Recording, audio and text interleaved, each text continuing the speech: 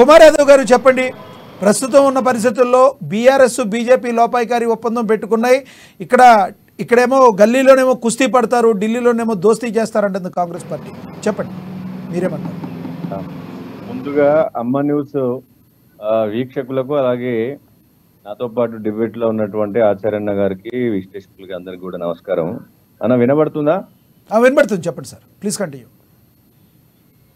అన్న, నిన్న స్పష్టంగా మా రాష్ట్ర అధ్యక్షుడు కిషన్ రెడ్డి గారు అలాగే బండి సంజయ్ గారు ఇద్దరు కూడా స్పష్టంగా చెప్పిళ్ళు, బీఆర్ఎస్ తోటి మాకు పొత్తు ఉండదు, అది కావాలని భారతీయ జనతా పార్టీని నేరుగా ఎదుర్కోలేక పార్టీకి నష్టపరిచే విధంగా కొన్ని దుష్ట శక్తులు ప్రయత్నం చేస్తా ఉన్నాయి. దాన్ని మన కార్యకర్తలందరూ తిప్పికొట్టాలని చెప్పేసి నిన్న రాష్ట్ర అధ్యక్షుడు కిషన్ రెడ్డి గారు బండి సంజయ్ గారు అంత స్పష్టంగా చెప్పినాక కూడా కావాలని ఇంకా కాంగ్రెస్ కావాలని ఇది ఒక కుట్ర చేస్తూ ఉన్నట్టు కనపడతా ఉన్నది.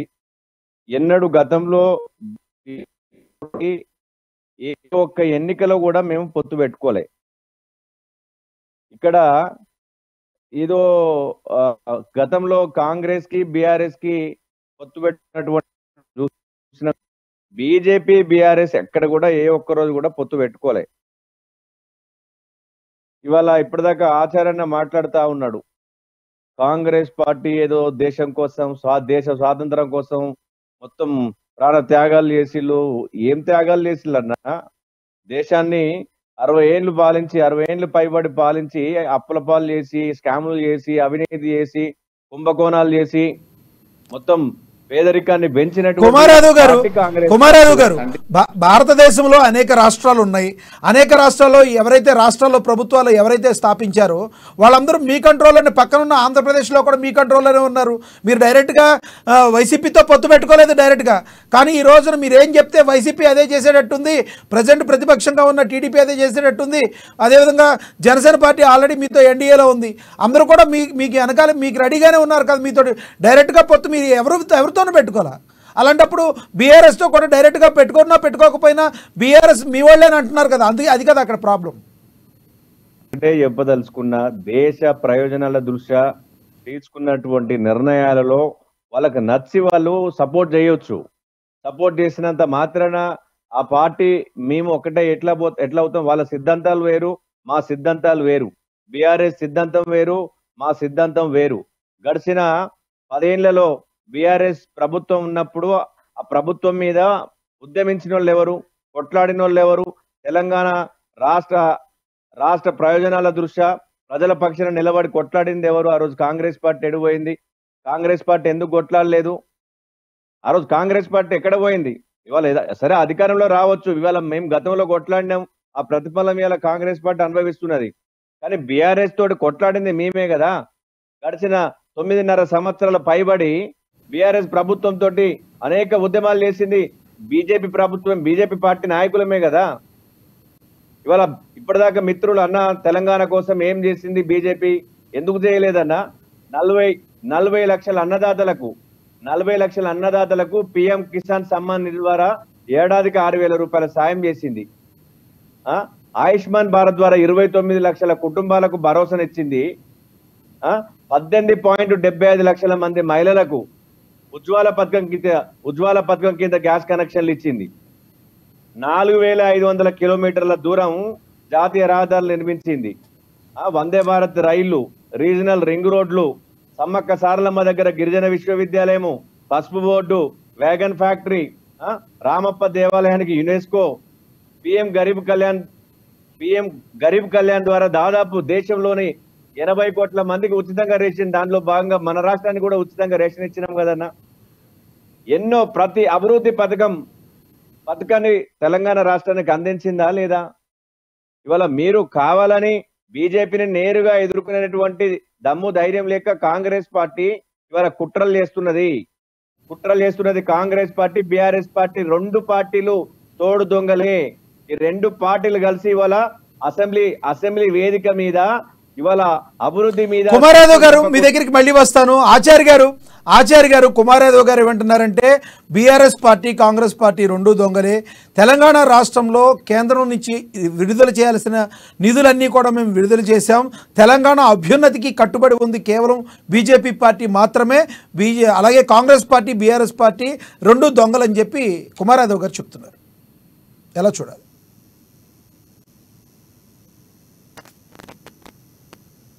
చెప్పండి ఆచార్య గారు.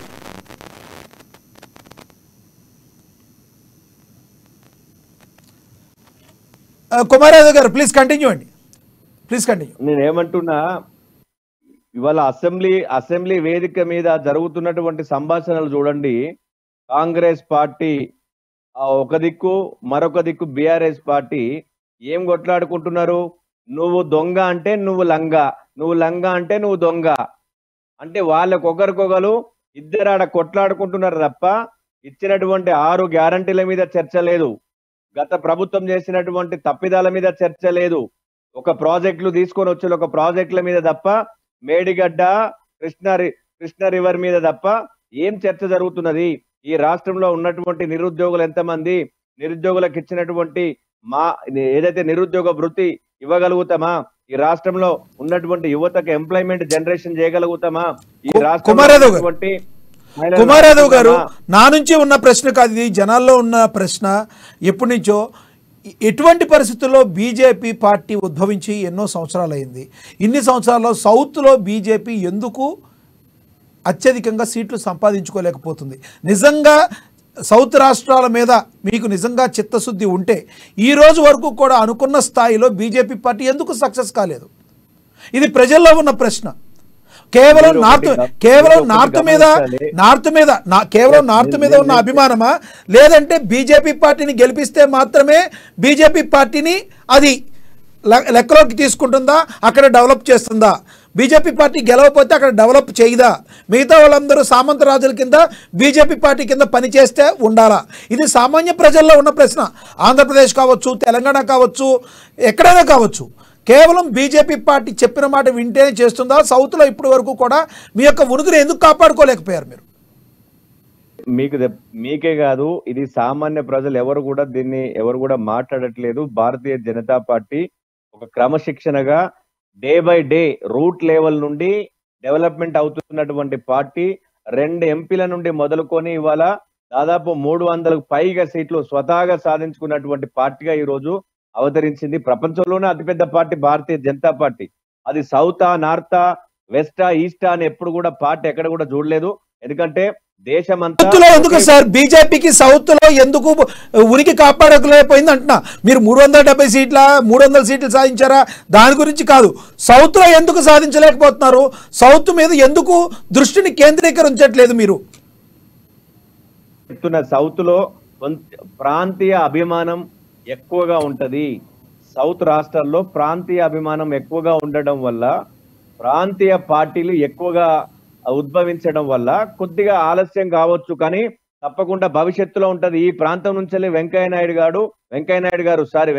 గారు ఆల్ ఇండియా పార్టీ అధ్యక్షులుగా చేశారు. ఈ ప్రాంతం నుంచి కేంద్ర మంత్రులు చేశారు. ఈ ప్రాంతం నుంచి మోర్చాలకు జాతీయ అధ్యక్షులుగా ఉన్నారు. ఈ ప్రాంతం నుంచి అన్ని విధాలుగా అవకాశాలు భారతీయ జనతా పార్టీ కేంద్ర పార్టీ కల్పిస్తా ఉన్నది.